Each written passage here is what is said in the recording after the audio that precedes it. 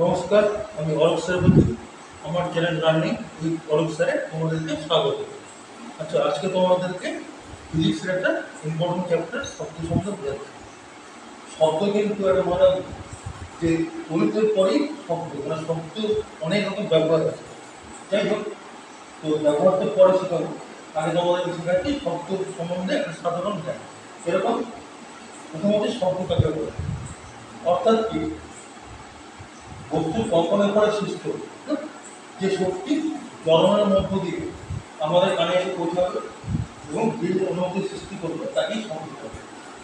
তো এইবার একটা ব্যাপার কি, শব্দ হলে কম্পন হবে। মনে করো তুমি সাইকেল ধরে বোঝাচ্ছ, দেখবে যে একটা কাপ কাঁপছে, তুমি হাত দিয়ে দাও, দেখবে আর শব্দ হচ্ছে। তো সেরকমই যে বস্তুটা যতই কাঁপবে ততই তোমার আওয়াজটা হবে।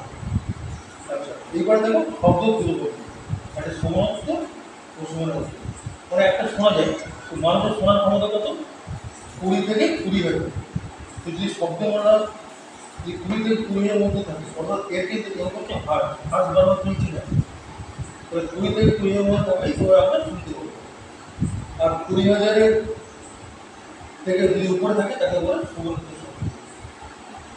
আচ্ছা, একটা দেখো মানুষের শব্দ শোনার ক্ষমতা 20 থেকে 20,000-এর মধ্যে, কিন্তু আশ্চর্য ব্যাপার প্রশ্নে কিন্তু 20 কম শুনতে পাবে বা 20,000 বেশিও শুনতে পাবে।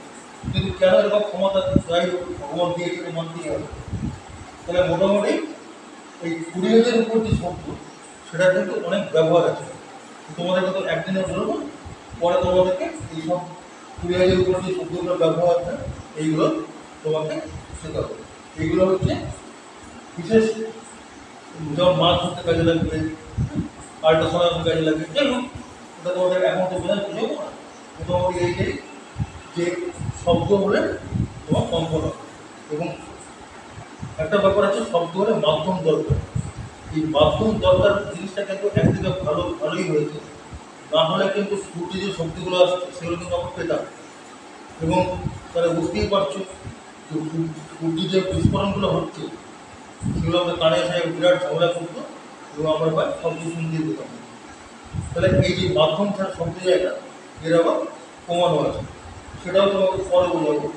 মানে মাধ্যম না হলে তোমার শব্দ পৌঁছাবে না। যেমন চালে যদি তুমি কথা বলো, কিন্তু কথা বলা যাবে না, কারণ ওখানে বাতাস নেই। তাই ওই যারা কথা বলে তারা যন্ত্রের মাধ্যমে কথা বলে।